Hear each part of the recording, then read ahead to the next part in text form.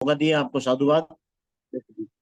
मैं अपनी बात रखने के पूर्व तथागत गौतम बुद्ध के चरणों में नमन, परम पूज्य बाबा साहब, बहुजन समाज में जन्मे सभी संतों, गुरुओं, महापुरुषों को सादर वंदन। आज के कार्यक्रम की अध्यक्षता कर रहे माननीय तुलसीदास जी लेंगे साहब के साथ साथ हमारे जो संस्थापक अध्यक्ष जी हैं माननीय धर्मप्रकाश भारती साहब, पूर्व एमएलसी, हमारे मुख्य अतिथि आज के आदरणीय किशोर बौद्ध साहब, मुख्य वक्ता आदरणीय विजय बौद्ध साहब छत्तीसगढ़, और मेरे पूर्व वक्ताओं को मैं नमन करते हुए मैं अपनी बात प्रारंभ करता हूं। जैसा कि आप हम सभी को विदित है, आज हमें एक ही विषय पर बोलना है कि राष्ट्रीय बौद्ध महासभा के गठन की आवश्यकता क्यों पड़ी। हमारा जो विषय है हमारा बहुत सीमित है, तो विषय पर आने के पूर्व में 2 मिनट में अपनी बात प्रारंभ करता हूं। साथियों,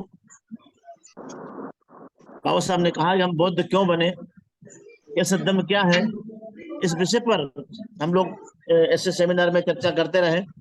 तो साथियों, नैतिकता के साथ शील, करुणा, दया, मित्रता, सदाचार का अनुशासन प्रज्ञा उत्पन्न करता है।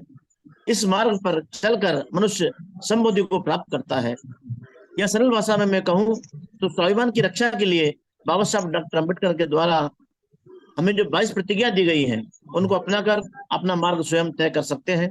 तथागत ने कहा है कि अपदीपो हो, बौद्ध धर्म स्वतंत्र मानव धर्म है जो किसी भी धर्म से मैचिंग नहीं करता, मेल नहीं रखता है। और जो लोग ये कहते हैं कि हिंदू धर्म का ही हिस्सा है, तो उनको अध्ययन करके बुद्ध की शिक्षा को ग्रहण कर लेना चाहिए।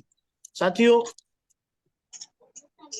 अब प्रश्न पैदा होता है कि राष्ट्रीय बौद्ध महासभा का गठन करने की जरूरत क्यों थी। तो साथियों, परम पूज्य बाबा साहब डॉक्टर अम्बेडकर साहब ने 14 अक्टूबर 1956 को बुद्ध धर्म की दीक्षा लेकर हमारे लिए मार्ग प्रशस्त किया था। अब बाबा साहब की प्रतिज्ञा को पूरा करने की जवाबदारी हम सभी अनुयायियों की है। हमने जब धर्म को समझ लिया है, अंगीकार कर लिया है, बौद्ध मार्ग पर चल दिया है, तो फिर हमको 10 पारमिताओं को में धर्मदान एक महादान बताया गया है। अतः हम धर्मदान के संकल्प को पूरा करने के लिए 14 अक्टूबर 2007 को आगरा में माननीय धर्मप्रकाश भारती साहब के नेतृत्व में राष्ट्रीय बौद्ध महासभा की स्थापना करना उचित समझा गया है, क्योंकि संगठन में अनुशासन महत्वपूर्ण है और अनुशासन ही देश को, धर्म को महान बनाता है। मैंने भी एक प्रश्न जब किया था साहब से कि सर मैं तो वैसे ही काम कर रहा हूँ सर 1993 से, तो आदरणीय भारती साहब ने मुझसे भी यही सवाल किया कि आप यदि संगठन में रहकर के काम करेंगे तो ज्यादा ठीक रहेगा। तो मेरे को उनकी बात जच गई। तो मैं अभी 1 साल 2 माह से मध्य प्रदेश के इस जिम्मेदारी का काम कर रहा हूँ। साथियों, माननीय धर्मप्रकाश भारती जी, माननीय इंजीनियर किशोर बौद्ध साहब, राष्ट्रीय आचार्य जी और अन्य वरिष्ठ जनों के मार्गदर्शन में राष्ट्रीय बौद्ध महासभा तेजी से बढ़ रहा है। ये बात भी जरूरी है कि हम जूम मीटिंग के साथ साथ प्रत्येक पदाधिकारी गणों से अनुरोध है कि मैदान में जाकर, घर घर जाकर, गांव गांव में धर्म संगति से स्थायी परिवर्तन कर सकते हैं। जूम मीटिंग कोरोना काल में एक वैकल्पिक व्यवस्था थी, अतः 17वीं वर्षगांठ पर हम सभी पदाधिकारी प्रतिज्ञा करें कि क्षेत्र में बुद्ध की शाम बुद्ध के नाम का कार्यक्रम चलाएं, बुद्ध संगति का कैडर कैंप लगाएं, भाषा, शब्द, शैली, पहनावा से हम बौद्ध दिखें, बौद्ध बने, ऐसा मेरा अनुरोध है। साथियों, इसलिए राष्ट्रीय बौद्ध महासभा हमें एक अनुशासन सिखाती है और इस अनुशासन में मैं लगातार सन 2009 से करीब 4-5 अधिवेशन में वार्षिक अधिवेशन अटेंड कर चुका हूं।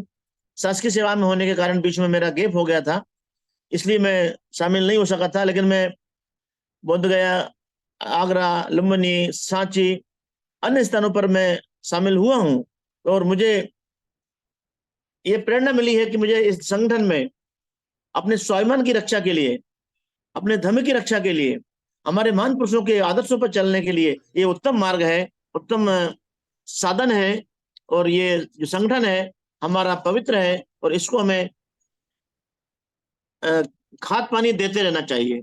इसलिए साथियों, आज के समय पर मैं इतना ही कहूंगा, समय ज्यादा नहीं लूंगा। और भी वक्तागण हमारे और आचार्य जी हमारे साथ में है, वो कहते हैं हमें उनको सुनना है। साथियों, मैं अपनी वाणी को विराम देता हूँ। नमो बुद्धाय, जय भीम। बहुत बहुत साधुवाद, हार्दिक साधुवाद। अभी आदरणीय डीपी